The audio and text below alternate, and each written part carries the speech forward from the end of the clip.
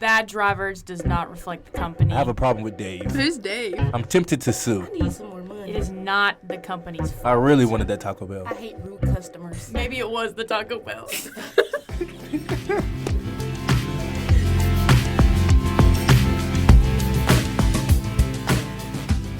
Welcome back to the Side Hustle Show. Today we're going to talk about the gig economy. And today with me, I have Amelia, which is our company. Hello, everybody. Hi, okay. We have Doris. She's going to be our driver, maybe from DoorDash. Yes, hi. Hi. And then we have Zion, that he is using our DoorDash, correct? Yes, I am. I'm Zion. Nice to meet everybody on the podcast. Yes. So what even is the gig economy? Well, the gig economy is like a short-term job or something people can sign up for voluntarily, and you're paid by job. You're not paid like on a weekly salary. Okay. All right. And what all can you do? Like what gigs are out there? Well, I work at DoorDash headquarters in California, and while I am otherwise have a full-time job, I work there over the business aspect of the company. So someone who works for DoorDash, they do the individual jobs and get paid for that. And so there's been some stuff going on recently that the workers aren't satisfied, but everything legally is correct, so I don't see why they're complaining. All right. So why would we want to use DoorDash?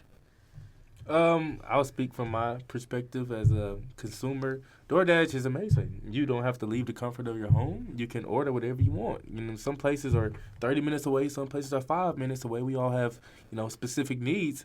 But, sometimes I just don't feel like leaving the house. DoorDash is perfect for that instance. So I think DoorDash is amazing. Sounds pretty good. So, I know we like to use DoorDash a lot, but how do people that are driving the DoorDash orders, how do you get paid for going and getting it picked up? Usually we get paid per order. Sometimes we get paid hourly. It's not that bad, actually. Sometimes there are hard days, a little bit rocky with the pay, but otherwise I actually love it. That's good. Can I butt in, Mr. Host? Yeah. You as a college student, would you say, DoorDash is very, very beneficial to you? I do say so because I can get on DoorDash and take orders whenever I'm in between classes or after class or before class. So it's very convenient for my class and work schedule. That's actually a great question. For you as a user, do you feel like DoorDash helps you a lot? Like, do you feel like being able to just stay in your dorm or your apartment, just in the comfort of your home, do you feel like it helps you get work done quicker or better, more efficient? I feel that 100% because you know how college is, late night assignments, right? You're hungry trying to get it done. You don't want to leave. You have assignment due in 5 minutes, right? But you're hungry. So, it's nothing to go on DoorDash, order exactly what you want, and it'll be there in a matter of minutes. But sometimes there are bad instances in that. Yeah, all right. Back to Amelia. You said that we had some issues that were going on. What might that be? Well, so just gig economy in general for every company that's associated with it, it's very different from your average full-time job, 9 to 5. Like, for instance, me, I have my health insurance lined up through the company, medical, everything. In that instance, I have a retirement plan lined up, things set in stone for my dependents. But as for someone who works through gig economy or DoorDash, for instance, not to demean any company, just explaining the facts, they're only paid for those jobs. There's no benefits at all. But they do sign contracts and they know that's what they're getting into. But some people are saying that as the company, we should be giving them more benefits when that's not what they're signing up for. Right. And Doris, how do you feel? Do you feel like y'all should get more benefits out of being the driver?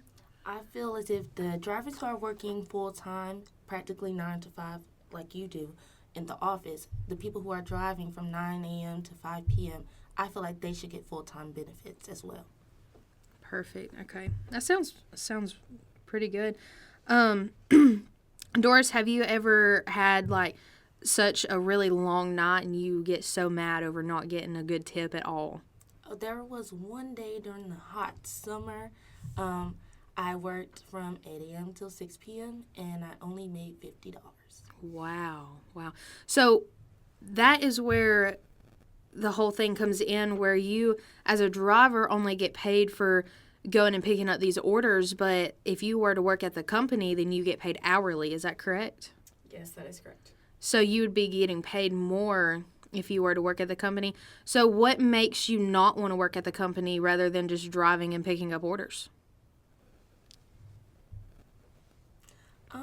For me, I would rather be outside and interact with the people and help people out. Usually when I DoorDash, I get meals and groceries for older people, more like the elderly who can't leave their homes, or women with children who can't leave their homes. So I feel like that's more of an impact with the community rather than sitting in the office all day. I'd rather get up and go. Yes. Can okay. I put it in for Yeah. you? When she said about the tips things, right? It's like, is it technically on the user to give you a really good tip? I mean, I know you get paid by the order. Like, is it technically on me as a user to give you a really good tip? Like, is that my fault? I personally don't believe that it's on the user to give me a good tip.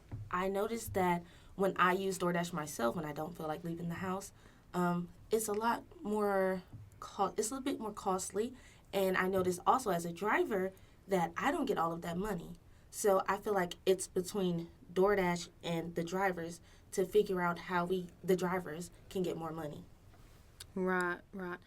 Well, Zion, how do you feel about leaving the tip? Like, as a college student, you may not have a job, or you have a job that pays very little because you're not able to be there every day due to classes. How do you feel about that? I think it's really difficult. Obviously, I'm in college trying to better myself to get a really good job. So I can leave pretty good tips for DoorDash drivers. But right now, it's really tough for me. Right. So if I leave a $2 to $3 tip, I don't want to deal with the consequences of somebody getting mad at me. I mean, respectfully. Like, I can't really give you that right now, and they're going to complain to the user. And you never know, they could spit in my food. I don't know how they feel about me not giving a good tip. But, I mean, as college students, you never know. Some people may be able to give you a good tip, but, like, as far as college students, it's not looking, very well for us to give you a really good tip as a DoorDash driver.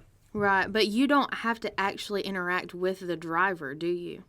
I don't have to unless I, go down and get it from them. You know what I mean? But, sometimes I may want to get it from them instead of them just leave it down there. It just depends. But I don't want to have to deal with the, not necessarily fear, but the consequence of them, feeling some type of way of me leaving a bad tip. Right. Okay, well, what are some other gig economies that are out there? Like, I know we're talking about DoorDash. What about, an Uber driver? Uber, Lyft, Etsy, all of those things. I feel like there's a different quality between the different gigs. I can only speak for DoorDash. I have taken an Uber before. It wasn't too expensive, but I also don't know how the drivers get paid for those Ubers. But I would like to know more. Right. Have y'all ever experienced anything with other gigs? Like, Zion, as the user, have you ever used Uber or ordered from Etsy? I necessarily haven't used another gig other than DoorDash, but I know, especially for the future, I'll be going on more trips, especially I'm getting older, going by myself. I know I'm going to be using Uber when I'm out of town and stuff like that, so that's coming up. Right. And Amelia, you as the company, you work there, do y'all ever have conflict from other gig economies out there? Well, for DoorDash, since it's been growing increasingly popular over the years, especially with people working from home and not being able to just have time to run, so it's just convenient. As for the food market, I'm not really seeing anything for fast food or grocery, but stores like Walmart have started doing outside store pickup or drop off at your house. So for groceries, I could see a little bit of competition. But as for, picking up fast food, I don't really see anything rising up. Right. Okay. Well, Zion, back to you. Have you ever, do you ever have any experience? I know you said getting mad, like the driver getting mad at you for having a bad tip. Have you ever experienced that you know of? Not necessarily that, but I have had almost, if you could want to say, a horror story of a bad experience with DoorDash. So I'll set the scene. I was on a video game, right? I'm playing the game late at night. I'm ordering DoorDash. I'm hungry. I'm on the game with the boys, and it's one of those nights. I gotta get some food to fuel me up for this game. So the DoorDash gets here, And, I'm eating, I'm grubbing it down, pay for my food, whatever. I think I left a decent tip. I'm feeling good. I'm going off a win streak. I'm leaving with a decent tip, probably like $6 to $7. Like I said, that's hard for me in college. But as I eat the food, like I promise you, like my stomach started having, a fight with itself. And it was bad. I was on the toilet. I mean, it felt like 24 hours, but it was more like 10 minutes. But it felt horrible. It was one of those one of those poops where, I'm sorry, I'm getting graphic here, but it's one of those bathroom instances where you don't get on your phone. And it's like, yo, this is bad. I didn't know how I was going to make it, but I did. But, like, I left a terrible review. I don't know who it was. I think his name was, like, Dave or something. But Dave, like, if I see you out in public, it's gonna be problems. I don't know what he did to my food. It was from Taco Bell as well. I got the steak burrito. No, now I'm second guessing eating Taco Bell again after that. But it's like that was one of those bad instances that I have, and to be honest with you, it scarred me. So it's one of those do I trust DoorDash from Taco Bell in my area again or what? I mean, that's just something I have to deal with as a user. Yeah, that's do you trust the DoorDash driver, or do you believe that it was the restaurant Taco Bell itself? Right. It could have been a both, but I still feel like it was Dave. I don't know if he had a problem with me or what. Yeah, that's another thing. As for liability and legal stuff, us as the DoorDash headquarters, we're not liable for any mishaps that occur because it's the paid by gig job. Like, they signed that contract. And as for other stuff that's gone wrong, we've had instances with drugs being slipped into it, people trying to break into people's houses. It's all this stuff. But in order to keep it from bringing down our company, it has to be this certain paid by job way, unless we shorten the job market by only hiring people to work for the headquarters. So it's what do we do situation. Right. But y'all only have one headquarters, so that would be kind of unfair for people like the user to order. It's not going to be as convenient for them. Yeah, exactly. Yeah. But could I technically sue them if I wanted to? Because that you could sue the driver. You could not sue the company. So I think Dave, now really thinking about it, he put laxative in my burrito because that toilet scene was terrible. I'm sorry. All right, let me get off this toilet scene so we can wrap this. I'm sorry. Oh, no, you're fine. Well, I'm very happy that we got to learn a little bit more about the gig economy. I wish to learn more, but y'all have a great day. All right. See you next time. Thank you.